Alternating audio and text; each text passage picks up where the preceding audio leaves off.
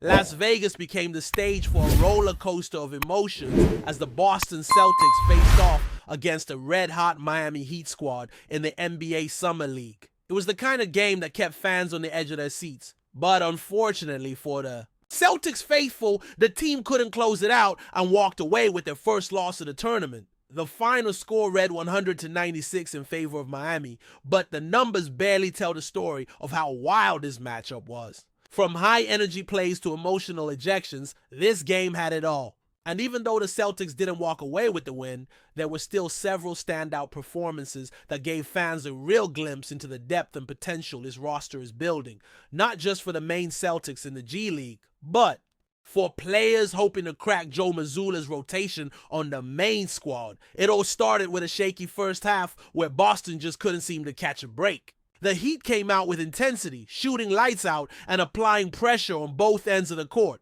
It felt like Miami couldn't miss, and by the time halftime rolled around, the Celtics were trailing by 13 points. A few tough closing. Stretches in the first and second quarters didn't help, and it looked like Boston might be headed for a blowout. But then came the fight back, a spirited fourth quarter push that saw the Celtics take the lead for brief moments. Unfortunately, some costly turnovers down the stretch opened the door for the Heat to snatch back control, and Boston just couldn't regain momentum in time to close it out. Now, even in defeat, there were some major positives. One of the biggest talking points early on was Jordan Walsh, who looked every bit the Summer League veteran out there, more composed, more focused, and bringing the kind of energy that sets the tone for the rest of the roster. He had a solid performance on both ends of the floor, showing flashes of his potential as a two-way wing. A smooth Euro step for a basket in the first half, physical defense, and even some fire during a scuffle with Eric Stevenson brought out a side of him that Celtics fans should be excited about. But just as he was starting to impose himself, things took a turn. Walsh got tangled up with Pelle Larsson, exchanged some shoves, and was ultimately ejected from the game. That was a huge blow for Boston, especially considering how much defensive presence he was bringing. Still, you can't deny that the fight and emotion he showed is something that Joe Mazzulla will probably appreciate, especially when looking for players who can embrace the Celtics' gritty identity. With Walsh out of the game, it was Baylor Shireman who stepped up and took the reins. And what a performance it was. Even though the shooting numbers on the stat sheet don't scream efficiency, 4 of 12 from the field, 1 of 13 from deep, Baylor was aggressive, confident, and constantly looking to make things happen. A few of those threes just barely rimmed out, and he kept taking shots without hesitation. That kind of confidence matters in the Summer League, especially when trying to prove you belong. But it wasn't just about the shots. Shireman worked the pick and roll well, especially in tandem with Kenneth Lofton Jr., making some smart decisions in the mid-range and finding cutters like Wenyen Gabriel or Charles Bediako. The rhythm might not have fully clicked yet, but the vision and leadership were there. He showed signs of being more than just a shooter. He played with poise, ran some offense, and competed on defense. If he starts knocking down shots more consistently, Shireman is absolutely a guy who can carve out a role for himself at the next level. Speaking of players who've shown promise throughout the Summer League, Hugo Gonzalez had a tougher outing in this one. He started the game cold, 0 of 5 from the field early on, and just couldn't find his rhythm. But one thing about Hugo, even when things aren't going his way, he keeps grinding. He hit some free throws, settled down a bit in the second half, and started to find his flow again. The Celtics are giving him reps as a primary ball handler in this setting, clearly trying to stretch his comfort zone and see what he can do with the ball in his hands. While it's clear he's not quite ready to be a lead guard at the NBA level, there are encouraging signs. He has flashes of vision and can make some nice passes, but the timing and decision-making will need to improve. That said, once he finds a more defined off-ball role on the Celtics' actual roster, those growing pains might fade. His cutting, his effort on defense, and his potential as a connective player all still make him an intriguing long-term piece. But yeah, turnovers and fouls were an issue again, just like in the first 2 games. You can tell he gets frustrated with the officiating and his own mistakes, but if he channels that emotion into growth, he's got real upside. Another name that continues to impress is Charles Bediako. This guy is just built for the dirty work. Once again, he posted a double-double, dominating on the glass and doing the little things that don't always show up on the box score. Going up against Kelaware, a player with some real NBA potential, Bediako more than held his own. He battled down low, protected the rim, and brought physicality every single possession. There's an argument to be made that Bediako is already too good for Summer League. Whether or not he sticks with Boston's main roster, he deserves a longer look, especially considering the Celtics could use depth at the big man spot with some veteran contracts potentially expiring. He may not be a rotation guy right away, but his skills as a rebounder and shot blocker are legitimate, and those are the kind of traits that always find a home in the league.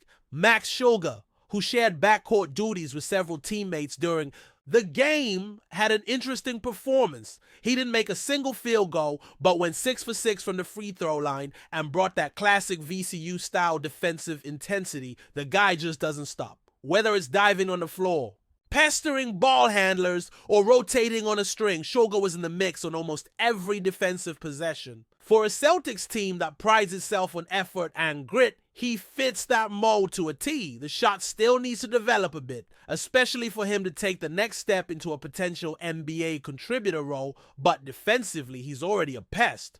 You can definitely see him filling the role J.D. Davison had in Maine last year. Someone who runs the offense, plays hard-nosed defense, and gives his team a boost of energy every time he's on the court. Elsewhere, we saw flashes from other players off the bench. Miles Norris provided a spark in the third quarter, knocking down some timely threes and bringing the energy back after the team looked a bit deflated. He went 4 for 11 from the field and had a pair of triples, but more importantly, he brought confidence and movement to the offense. He's the kind of player who could thrive in a motion-heavy system, cutting off the ball and spacing the floor. Jalen Bridges didn't have the same impact as he did in the previous game, but still managed to be a positive influence on the floor, setting good screens and keeping the ball moving. Isaiah Wong, who was a personal favorite going into summer league, struggled to find his groove again. He hasn't had that breakout performance yet, but you can see him trying to figure out his place in the offense. If the Celtics give him more touches in the final game, he might just explode. Kendall Brown showed off some nice instincts, especially with his cutting. He made some sharp backdoor cuts and finished around the rim, playing as an undersized 4/5. He's one of those glue guys that does a little bit of everything, and his feel for the game continues to stand out. Then there's Kenneth Lofton Jr., who brought a more composed energy this time around. In Game 1, he looked like he was trying to prove a point, barreling through defenders, playing point forward, and forcing shots. This time, he looked more comfortable. He rebounded well, stayed within himself, and even knocked down a three. His partnership with Shireman in the pick and roll showed flashes of chemistry. And if he continues to play under control like this, he might carve out a spot on a G League roster or even as a third-string big. What's important to remember here is that Summer League isn't just about wins and losses, it's about development, identity, and giving players the stage to prove what they can be. And even in a game the Celtics lost, we saw so many of those key elements. From Jordan Walsh's intensity to Baylor Shireman's leadership, from Hugo Gonzalez trying to grow into a new role to Bediako's dominance in the paint, it's clear the Celtics front office has done a solid job identifying players who fit the mold of what they want. Tough, smart, unselfish, and relentless. These are not just players. They're prospects who embody what Boston basketball is all about. The loss to the Heat may sting, and it might even put a dent in their chances of reaching the Summer League semifinals. But at the end of the day, those aren't the banners that hang in the rafters. What really matters is how these guys grow from game to game, and how the coaching staff and front office use these performances to shape the next phase of the Celtics' identity. But before we continue, please remember to subscribe to the channel and give the video a like. Your support helps us keep bringing you the latest news about the Boston Celtics. Feel free to share your thoughts on the news in the comments as well. The streets of Boston were abuzz this weekend, with whispers, speculation, and camera flashes as Filipino basketball sensation Kai SOTTO was spotted arriving at Logan International Airport.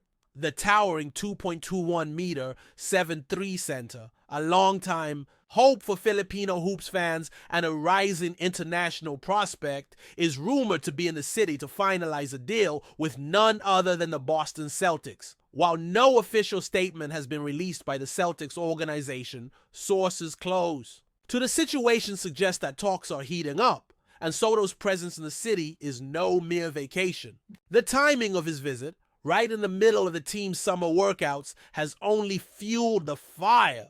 Could Boston be preparing to add a new weapon to its front court arsenal? At just 22 years old, SOTTO has already turned heads with his size, agility, and court vision. After stints in Australia's NBL and Japan's B-League, along with appearances for the Philippine national team, the big man has shown flashes of elite rim protection and rebounding instincts. Scouts have long admired his soft shooting touch and improving footwork, raising the question, could SOTTO be the Celtics' next developmental gem? Of course, any move involving SOTTO would come with its fair share of intrigue. He's raw, yes, but his upside remains massive, literally and figuratively. In a league where height still matters and rim defense is at a premium, SOTTO could provide Boston with a unique long-term project. Imagine the possibilities of pairing him with the likes of Jason Tatum and Kristaps Porzingis, adding another layer of length and defensive potential. Still, for now,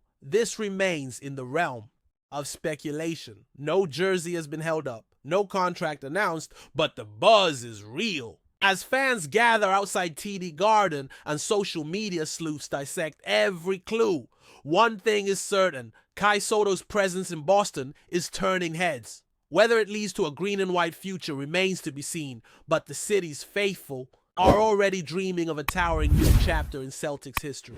That's it for this update. If you enjoyed the video and want to keep receiving exclusive news about the Boston Celtics, please subscribe to our channel and give the video a like. We always appreciate your comments and opinions. See you in the next video.